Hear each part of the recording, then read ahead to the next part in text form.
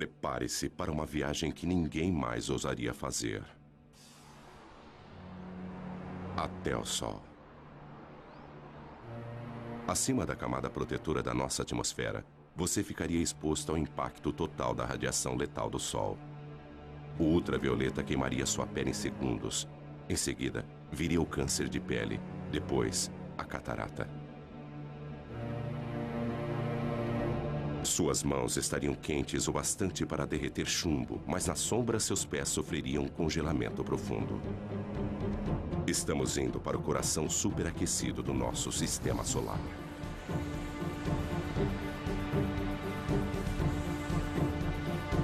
Aqui, forças invisíveis dão origem a arcos de fogo tão grandes que engoliriam a Terra.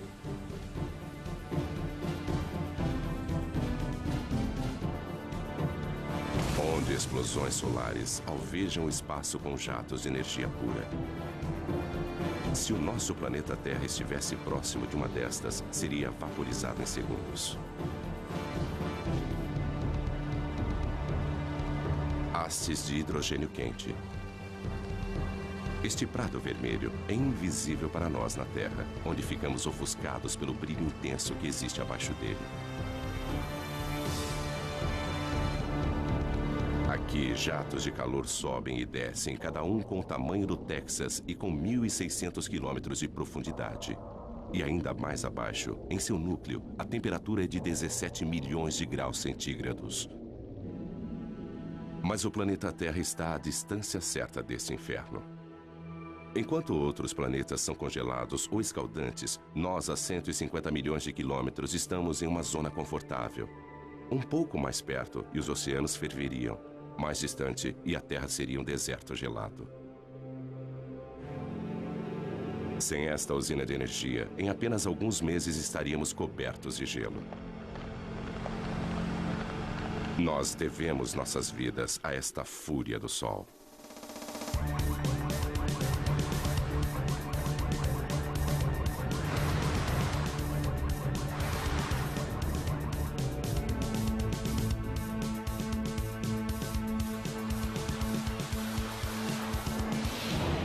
Sol indomável. O Sol sustenta a vida na Terra. Seu calor dirige nosso clima, evaporando a água dos oceanos e movimentando-a através dos continentes. A chuva e a neve tornam os terrenos adequados para a vida. Mas o nosso Sol não é apenas calor, também é luz. O milagre das plantas é sua habilidade em usar a luz do Sol para crescer. E após crescerem, criam um outro milagre. Através da fotossíntese, as plantas convertem a água e dióxido de carbono em carboidratos, liberando oxigênio. Como as plantas, os animais também aproveitam a energia do Sol. O calor do corpo de todos os animais já foi luz solar. Sem este calor, criaturas como o crocodilo não teriam energia para digerir seus alimentos. Uma câmera de mapeamento térmico mostra as áreas quentes, as protuberâncias nas costas do crocodilo que desenvolveram-se para captar o calor do Sol. Eles absorvem o calor através da pele, que o transporta para a corrente sanguínea. Os alimentos apodreceriam no estômago frio de um crocodilo. Nós também gostamos de nos deitar ao sol. E quando fazemos isso, obtemos mais do que apenas um bronzeado. Nossa pele começa a produzir ingredientes para as vitaminas que precisamos para sobreviver, usando reações químicas que são desencadeadas pela energia da luz do Sol. Nós devemos nossas vidas a esta imensa usina de força natural. Ela utiliza como combustível o elemento mais simples do universo, hidrogênio, o gás mais leve que o ar, que antigamente era usado para sustentar o voo das aeronaves.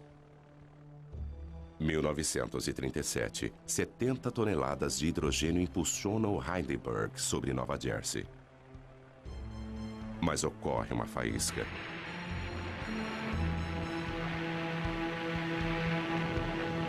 O gás se incendeia numa reação química.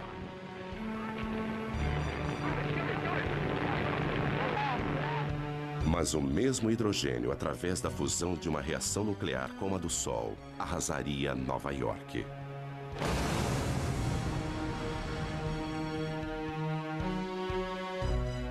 Por isso, o Sol é melhor observado a uma distância segura.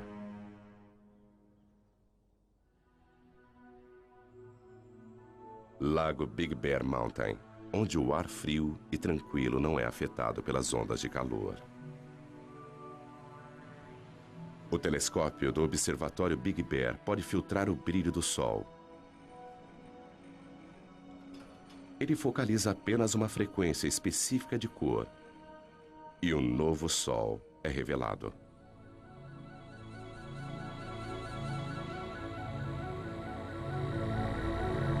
Deixando de ser um disco ofuscante e observando a luz emitida pelo hidrogênio quente, as características do Sol aparecem subitamente. Estas características refletem as variações do Sol, variações que, por sua vez, afetam a nossa Terra.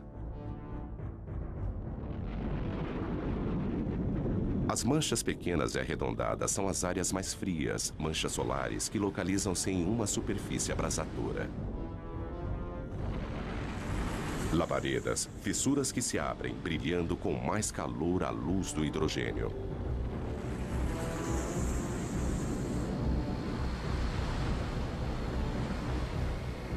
Estas manchas são algumas das áreas mais claras.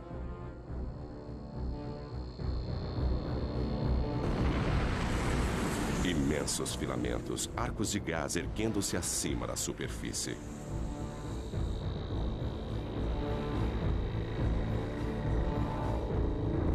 Vistos de frente, eles são as linhas escuras que serpenteiam sobre a superfície do Sol. Estas mesmas características, quando vistas contra a coroa, são chamadas de proeminências. Elas curvam-se para o alto, grandes o bastante para engolir a Terra. Os segredos do Sol são revelados pelo alcance da radiação que ele envia para o espaço. Há muito mais na luz do Sol do que nossos olhos podem ver.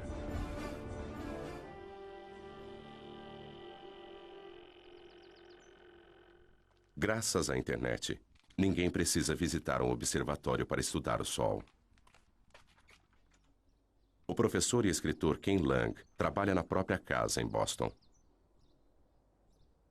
Ele dedicou grande parte de sua carreira a pesquisar o que faz o Sol brilhar. O segredo está na capacidade do Sol de comprimir os átomos de hidrogênio com tamanha potência que eles se fundem, transformando-se em hélio. O Sol brilha por fusão nuclear. A fusão de 4 átomos de hidrogênio e 1 de hélio. Primeiro um átomo de hidrogênio funde-se a outro, depois mais um e um quarto. Mas o hélio pesa menos do que 4 átomos de hidrogênio que o formaram. Então a massa é menor do que a que você utilizou. Essa diferença na massa é a energia que alimenta o Sol. Alguns quilos de matéria transformam-se em energia em uma bomba H. Mas a cada segundo, o Sol libera a mesma energia de 1 milhão de bombas H. Apesar disso, existe uma força que impede que ele se fragmente. A gravidade. Ela é forte o bastante para manter o monstro nuclear sob controle. A gravidade comprime o Sol, fazendo com que ele se aqueça por dentro. As partículas movimentam-se mais rapidamente. A fusão nuclear ocorre a uma taxa mais veloz. Isso gera uma pressão de dentro para fora que faz com que o Sol se expanda e esfrie-se novamente. Mas quando a fusão obriga o Sol a se expandir, a gravidade volta a agir. O núcleo se aquece e a fusão nuclear aumenta. Então o pêndulo fica oscilando entre a gravidade e a fusão. É como um cabo de guerra indo e voltando, mas sem vencedor.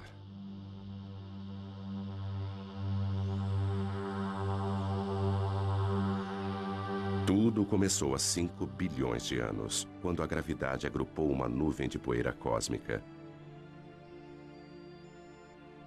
No núcleo, tornando-se mais denso e mais quente, o gás e a poeira fundiram-se. Cometas disparavam na direção do Sol recém-nascido. Hoje, o telescópio espacial Hubble observa o mesmo processo acontecendo em todo o céu. Nosso Sol é apenas uma entre bilhões de estrelas. O Hubble aproxima-se delas e nos mostra estrelas de todas as idades num ciclo de vida em que todas estão conectadas, porque as estrelas nascem de outras estrelas.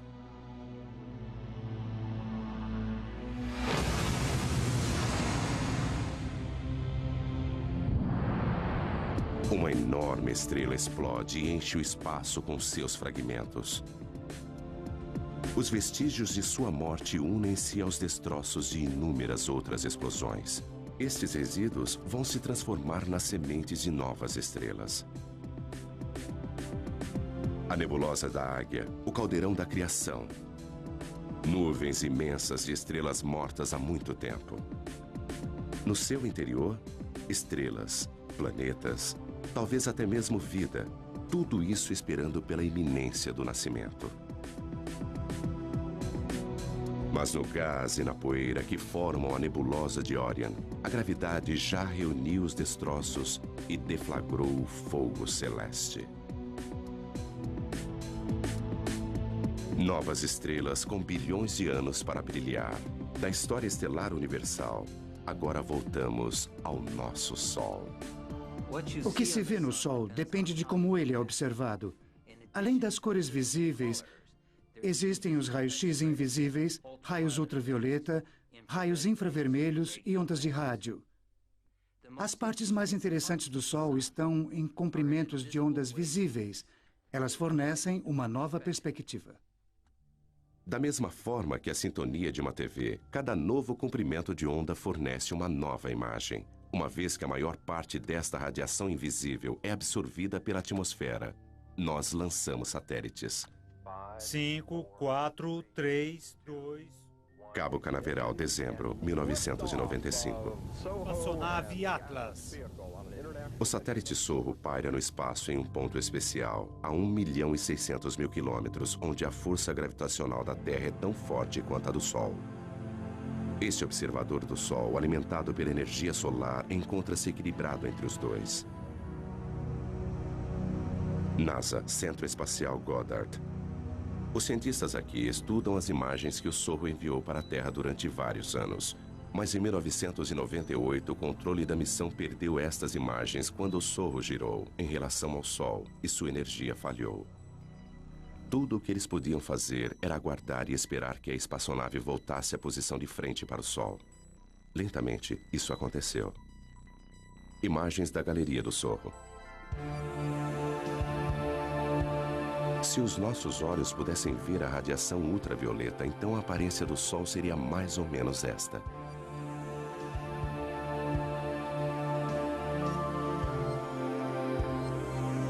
A visão de raio-x mostra manchas brilhantes e quentes. Observando a luz do hélio, uma coroa turbulenta é revelada. Aqui, os gases são movimentados por uma força invisível. Magnetismo é ele que dá forma ao Sol. Os padrões que nós observamos no Sol são os mesmos das linhas dos campos magnéticos em torno de um ímã na Terra. O magnetismo molda, dá forma e comprime tudo o que nós vemos no Sol. Ele energiza explosões potentes. Ele aquece a coroa solar. O magnetismo invisível governa o Sol. O Sol é tão quente que seus átomos de hidrogênio são desmembrados. O que sobra é o plasma, partículas escaldantes e eletricamente carregadas. E onde houver magnetismo, o plasma vai agitar-se. Aqui, nada fica estático.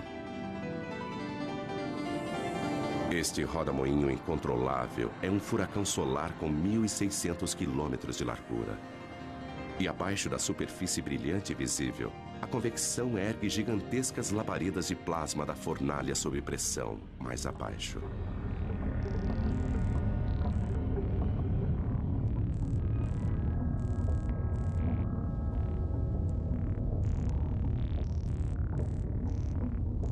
Ainda mais fundo, o plasma abrasador, prisioneiro do campo magnético, serpenteia em rios de fogo.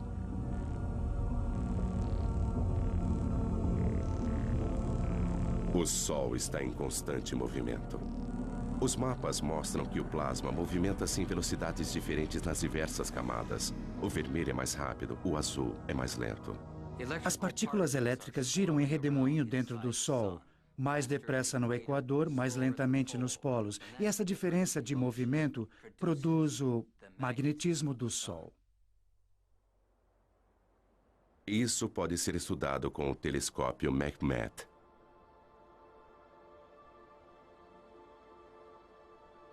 O coração deste observatório é um buraco na montanha, com um espelho no topo.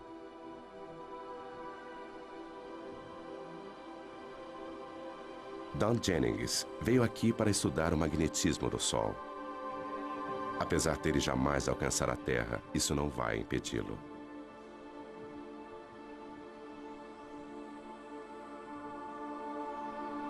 O tubo em que este telescópio foi construído precisa manter uma temperatura muito constante.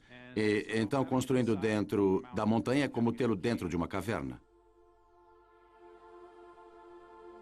O ar dentro do tubo não é tão turbulento e fornece uma imagem muito mais nítida. Ele tem um espelho no alto que capta os raios de sol e os envia a 90 metros de profundidade pela lateral da montanha até outro espelho que recebe o raio e o focaliza, formando uma imagem exatamente onde nós temos nossos instrumentos preparados.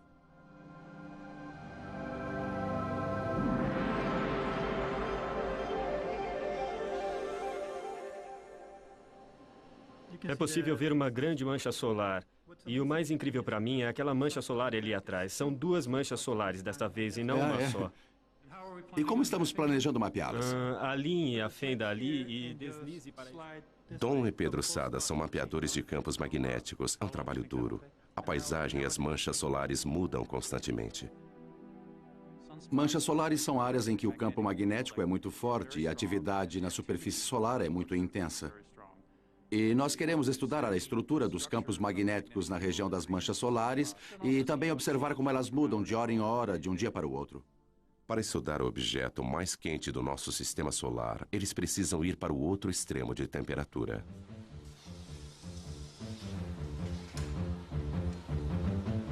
Nós precisamos encher nossos instrumentos com hélio líquido e nitrogênio líquido porque há um sensor dentro deles que precisa ser mantido a apenas alguns graus acima do zero absoluto a fim de operar corretamente.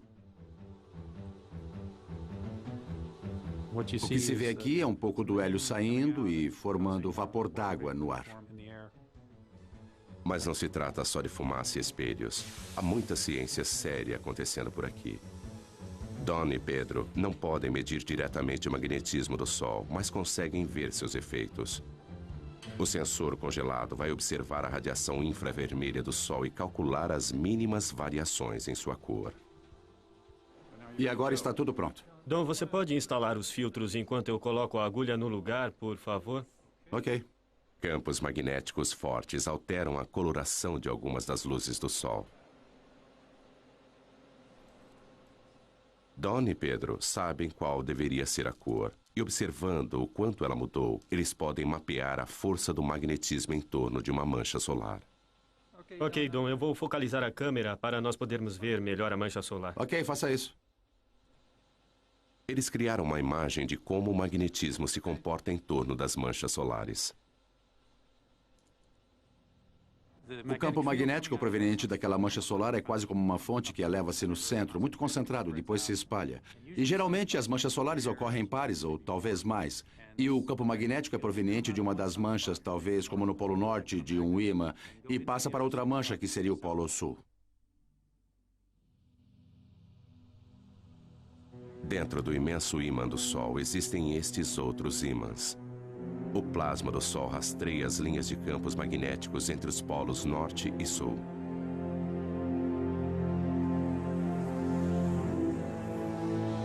Quando o Sol fica mais ativo, o magnetismo é mais complexo. Então, a superfície é transformada em um tapete de agitação magnética. É isso que acarreta o surgimento de mais manchas solares. As manchas solares parecem escuras porque são mais frias do que o resto do Sol. As manchas formam-se onde o magnetismo é mais forte. O campo de força invisível desvia o calor em ascensão daquelas partes da superfície, tornando-as mais frias.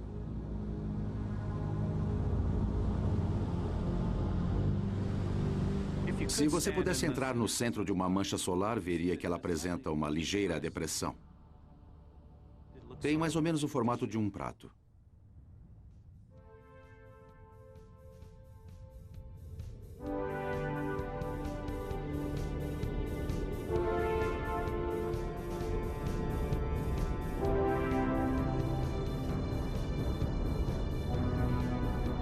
As linhas do campo magnético do Sol estendem-se para o espaço.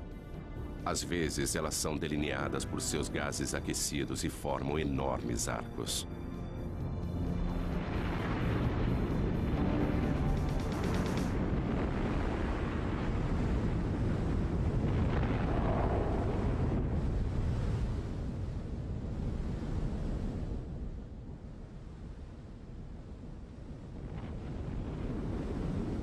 Estas são as proeminências. As linhas magnéticas agem como tramas invisíveis, atraindo o plasma para fora. Elas podem pairar sobre o Sol durante semanas. Se você pudesse se aproximar de uma proeminência, veria milhares de quilômetros, talvez um arco grande assim, com materiais flutuando ao longo do campo magnético. Não se vê o campo magnético, só se vê o material brilhante. Arcos de gás que poderiam ir da Terra até a Lua. As linhas de campos magnéticos, quando formam uma proeminência, seguem um padrão de forma igual ao que vemos em torno de um ímã, e é o mesmo padrão. Frequentemente, elas começam como pequenos arcos e depois aumentam. E durante um período de tempo, elas podem se desconectar, e o material então passa a flutuar no espaço.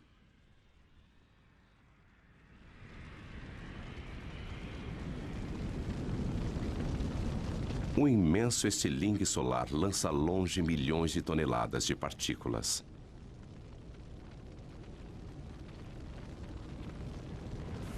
Pode até parecer lento, mas este plasma está a uma velocidade tamanha que poderia cruzar os Estados Unidos em menos de 1 minuto. Indicadores solares para 28 de outubro seguem. Fluxo solar 108 em Boulder A, indicador 10. Repetindo, fluxo solar 108. Boulder, Colorado. Este é o Centro Nacional Atmosférico e Espacial. No Centro de Operações Atmosféricas do NOAA, nós monitoramos 24 horas por dia e 7 dias por semana. O indicador Boulder K0 100 horas UT em 29 de outubro era 3. Repito, Hoje, 3. Courtney Williamson é o meteorologista do centro. Outras pessoas pesquisam e mapeiam as atividades do Sol. Uma das nossas preocupações é a atividade explosiva do Sol. A atividade solar vai estar baixa. Estas áreas mais claras são áreas de campos magnéticos muito fortes. E às vezes estes campos magnéticos tornam-se muito carregados. Quando isso acontece, eles precisam liberar energia e fazem isso na forma de uma explosão solar.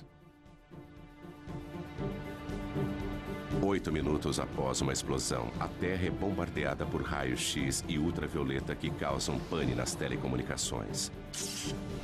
1984, toda a comunicação entre o avião presidencial e o controle de terra foi interrompida. Quando o presidente e a senhora Reagan desembarcaram na China, o comandante em chefe do exército norte-americano já estava sem contato há várias horas. Não havia nada que ninguém pudesse fazer a respeito. Até as comunicações por satélites foram afetadas. Em uma tempestade solar, raios de energia incineram a parte mais alta da atmosfera da Terra. O ar rarefeito se expande, trazendo para baixo satélites que normalmente estariam orbitando mais acima. Mas as explosões não são o único resultado. As proeminências podem parecer com arcos brilhantes na coroa do Sol. Mas quando vistas de frente, elas aparecem como faixas escuras e finas. E recebe um nome diferente: filamentos. As faixas escuras são os filamentos. Eles localizam-se na parte mais alta da atmosfera solar e às vezes são lançados pelo Sol. Quando isso acontece, eles seguem um vento solar e propagam-se na direção da Terra. O vento solar é um jato de partículas carregadas emitidas pelo Sol.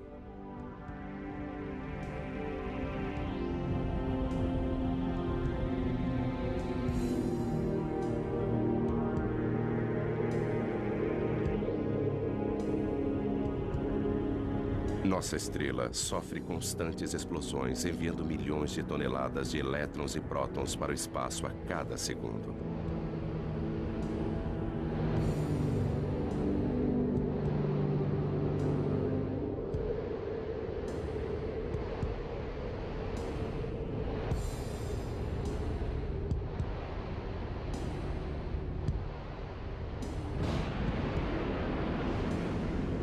Nossa primeira pista para a existência desse vento surgiu há algumas décadas com os cometas. 1986, cometa Halley. Atingidos pelo calor do Sol, seu gelo e poeira cósmica evaporam. 10 anos depois, o cometa Hale-Bopp, visto com duas caudas. Uma delas, um rastro amarelado de poeira e detritos que cobrem a trajetória do cometa. A outra cauda é de um azul elétrico.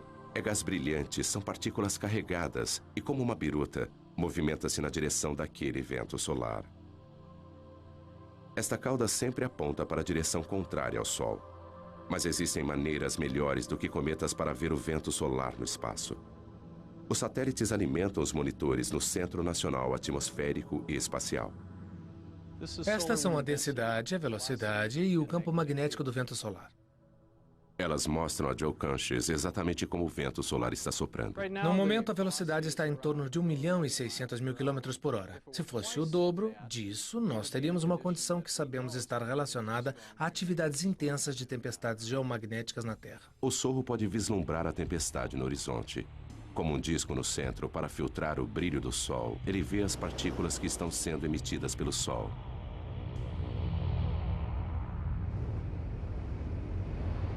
Elas atingem o sensor da câmera e faiscam.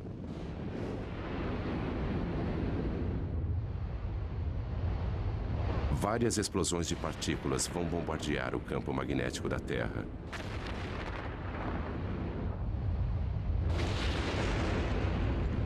Isso tem um preço, às vezes com consequências devastadoras para o planeta.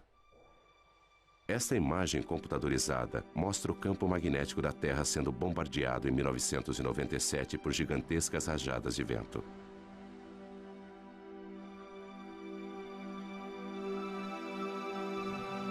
O campo magnético normalmente calmo, mostrado aqui em cinza, sacode violentamente conforme as ondas de partículas o atingem. Tempestades como estas podem derrubar nossas centrais de energia elétrica. As mudanças bruscas no campo magnético agem como um dínamo, gerando eletricidade nos cabos de alta tensão. Os circuitos falham ou queimam. Quebec, 1989. Esta manhã, 6 milhões de pessoas em toda Quebec acordaram na escuridão. Os funcionários da Hydro-Québec acham que o blackout foi causado pelo Sol. Escuridão em Montreal. Mas luzes para o resto da América do Norte.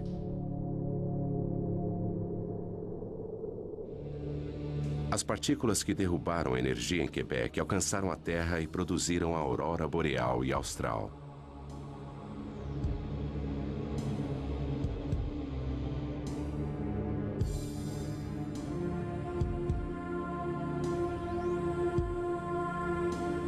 Elétrons em alta velocidade jorram pelas linhas de campos magnéticos da Terra. Como a eletricidade que faz brilhar uma lâmpada de neon, eles colidem com o oxigênio da nossa atmosfera e brilham.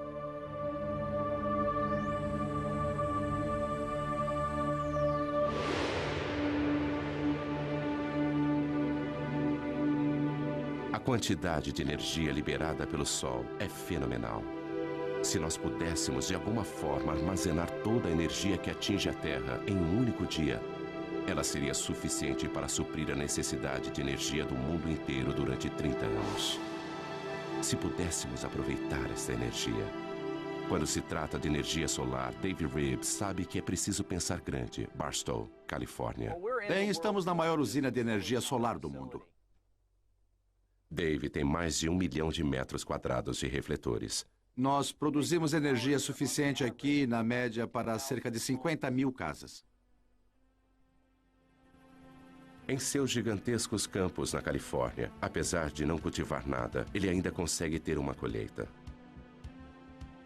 Estamos recolhendo a energia do Sol, concentrando-a com esses refletores em forma de parabólica para um tubo central, onde temos um fluido que aquece e depois transporta esta energia em forma de calor para conversores de calor que a transformam em vapor.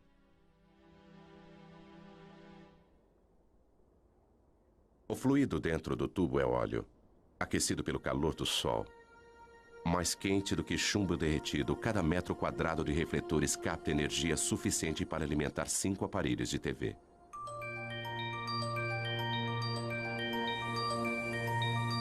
Da luz do Sol, as luzes elétricas.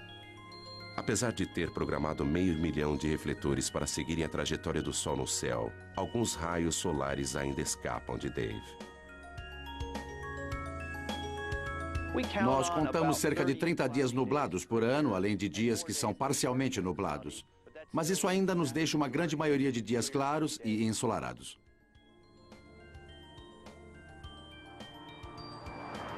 A energia solar jamais vai fornecer toda a nossa eletricidade. Mas por que tentar captar a energia de uma estrela a 150 milhões de quilômetros de nós? Algumas pessoas querem uma estrela um pouco mais próxima.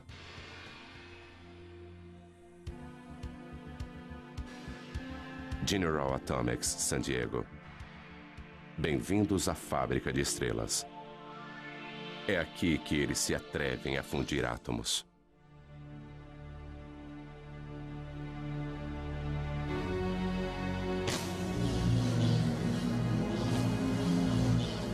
Em um certo sentido, nós somos como uma mini fábrica de estrelas. Nós produzimos algumas coisas muito quentes aqui, muito mais quentes do que qualquer outra coisa na Terra. Rick Lee vai entrar na pequena câmara, onde os cientistas estão tentando produzir uma estrela na Terra. Ele veste roupas protetoras para manter a asepsia. Um contágio a 200 milhões de graus de temperatura causaria danos inimagináveis. Esta fábrica de sóis é a última tentativa de um sonho de 50 anos, uma fusão nuclear controlada. É um monstro da engenharia. Tudo isso para tentar reproduzir o que o Sol faz todos os segundos de todos os dias. Apesar de ser um cientista, para embarcar nesse projeto, Rick precisou aperfeiçoar-se em uma arte. Bom, é meio apertado aqui. É como dar à luz. Mas se eu ficar de lado e for avançando por aqui... Espera. Girando um pouquinho... Colocando os pés aqui em cima e andando pela parede, não é assim tão difícil. O Sol comprime os átomos juntos com a gravidade. Rick utiliza uma outra força.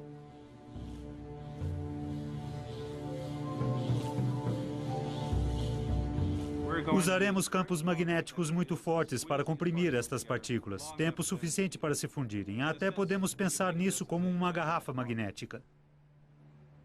Eles começam injetando uma pequena quantidade de gás no anel. Eles usam eletricidade para separar seus elétrons e transformá-los em plasma carregado eletricamente. Então ele pode ser movimentado através do magnetismo. Vai encher quase até aqui. E depois nós vamos ligar os eletroímãs lá fora que vão produzir campos magnéticos para comprimir o plasma quente até esse tamanho, onde a parte mais quente, a parte mais densa, ficará assim do tamanho da minha cabeça. Mas apreender o plasma com magnetismo já foi comparado a segurar gelatina com elásticos. Atualmente, eles só conseguem manter a fusão por alguns segundos. É incrivelmente sedutor criar um Sol na Terra, porque o combustível, hidrogênio pesado, é barato. É uma variedade de hidrogênio que ocorre naturalmente na água do mar. Controlando a fusão, esta seria uma fonte barata de energia para as gerações futuras. Eclipse no Caribe. Uma coincidência cósmica. A Lua está com o tamanho e a distância perfeitas para encobrir o disco brilhante do Sol. Somente quando o Sol estiver completamente eclipsado é que será seguro retirar esses óculos especiais. Então, será possível observar a camada externa e secreta do Sol, a coroa. A Apesar de estar 3/4 encoberto, ainda é dia claro.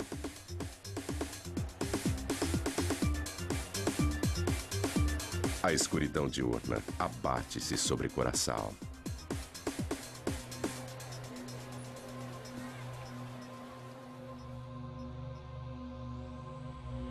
A lua devora as últimas porções do sol. Falta pouco.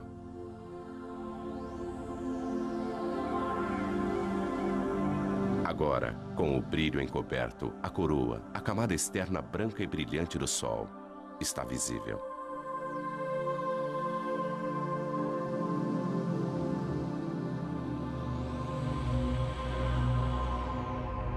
Surgindo acima do Sol, um pontinho de luz.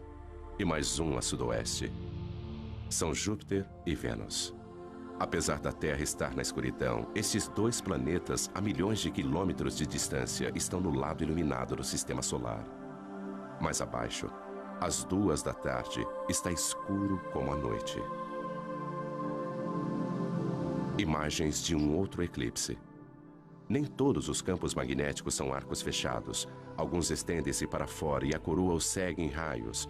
As linhas magnéticas lançam-se para o espaço e às vezes é possível ver uma proeminência.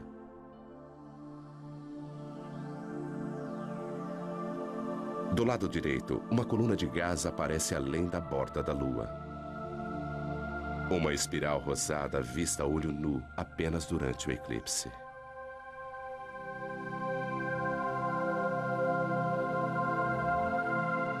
Mas o eclipse no Caribe termina em apenas alguns minutos. É como um anel de diamante, quando os primeiros raios do Sol incidem sobre os vales da Lua. Os cientistas gostariam de ver a coroa todos os dias, mas os eclipses são raros e difíceis de acompanhar. Então eles os produzem. Há 70 anos, neste belo observatório francês, eles tiveram a ideia de colocar um pequeno disco na frente do telescópio a fim de criar um eclipse mesmo com o Sol brilhando.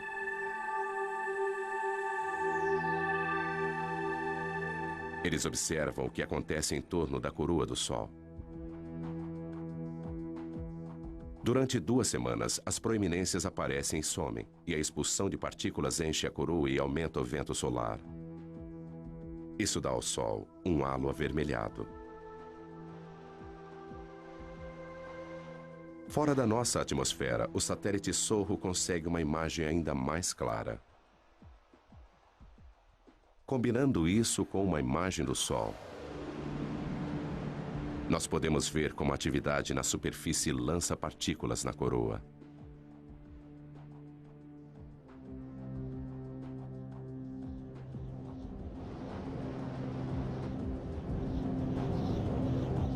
Mas a radiação e os ventos não são as únicas coisas que o Sol emite.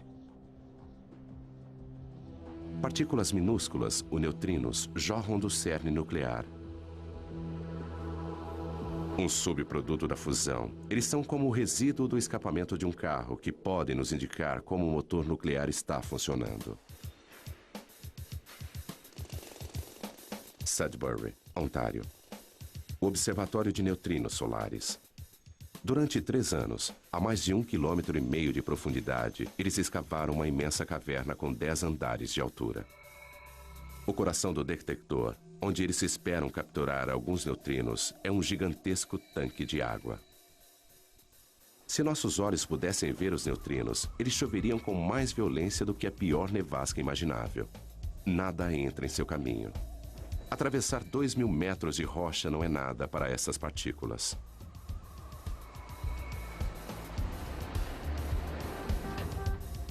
Esta experiência requer o equivalente a 300 milhões de dólares em água pesada. Eles não podem comprá-la, então pediram emprestado.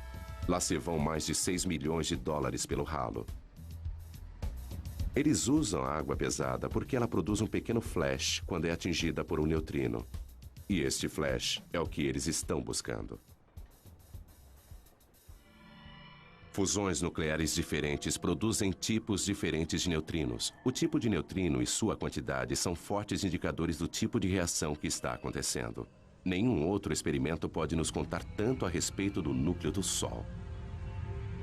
Existem cerca de 100 bilhões de neutrinos passando através da ponta do meu dedo a cada segundo. Mesmo assim, com 1.000 toneladas de água pesada, o melhor meio para detectar neutrinos no nosso detector só acontece uma vez por hora, de um neutrino produzir um flash de luz que nós podemos observar. Descendo, no nosso caso, a uma profundidade de 2.000 metros, nós temos um grande paredão de rocha para evitar que os raios cósmicos atinjam o nosso detector. Assim, se colocássemos o detector na superfície da Terra, ele brilharia como a aurora boreal.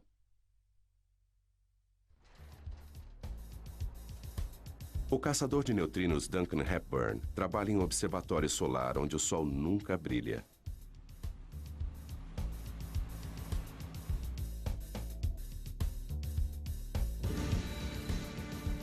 Mas além de desvendar os segredos do núcleo do Sol, este experimento também vai nos contar a respeito dos próprios neutrinos. Com este conhecimento, estaremos no caminho para saber o destino final do cosmos. O observatório de neutrinos precisa ser um lugar extremamente limpo. Tudo no mundo é radioativo, em certo grau, em níveis baixos. E a nossa defesa é manter o lugar extremamente limpo para que não caia nenhuma poeira no detector. Este laboratório subterrâneo é mais limpo do que uma sala de cirurgia. Duncan precisa se higienizar. Todo mundo que entra toma um banho. O mecanismo básico para detectar um neutrino ele vem do Sol, através de nossa Terra, para dentro da água pesada.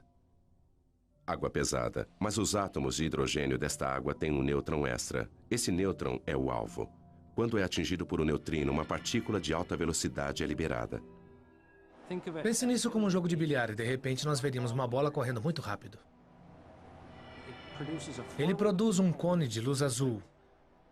Portanto, em torno do tanque de água pesada, colocamos 10.000 sensores de luz que estão sintonizados para captar esta luz azul e contar sua incidência.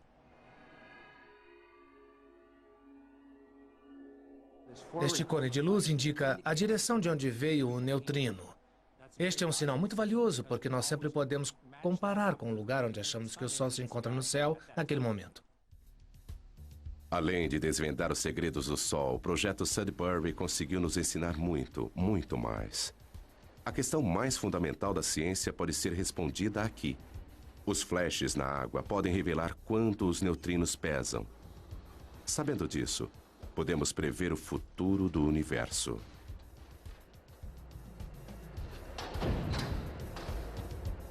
Existem mais neutrinos do que qualquer outro tipo de partícula no universo. Se eles possuírem uma massa, mesmo que minúscula, isso pode influenciar a atual expansão que está acontecendo desde o Big Bang e talvez até gerar um Big Crunch há bilhões de anos no futuro.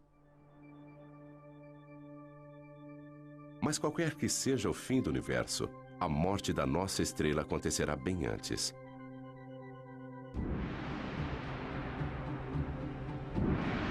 Em 3 bilhões de anos, qualquer vida terrestre estará condenada ao crematório. O Sol perderá seu equilíbrio e o pêndulo vai se alternar entre a fusão e a gravidade. O hidrogênio remanescente vai aflorar e explodir para fora, enquanto o núcleo de hélio vai brilhar muito mais do que o hidrogênio jamais brilhou.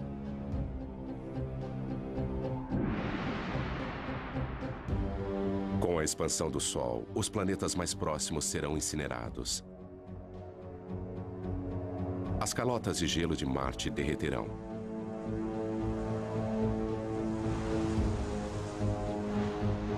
O Sol, maior, mas não tão pesado, perderá sua atração sobre os planetas e eles se afastarão.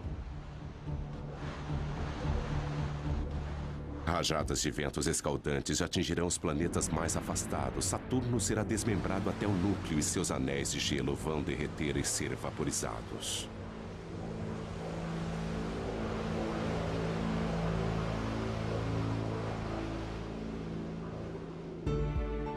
Antigo gigante, Júpiter agora parece modesto, encoberto por sua lua Europa, cuja calota de gelo derreteu e transformou-se em oceanos.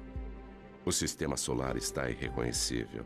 O Sol consome a si mesmo agora, tornando-se uma anã branca, alimentando-se das cinzas elementares das fusões anteriores.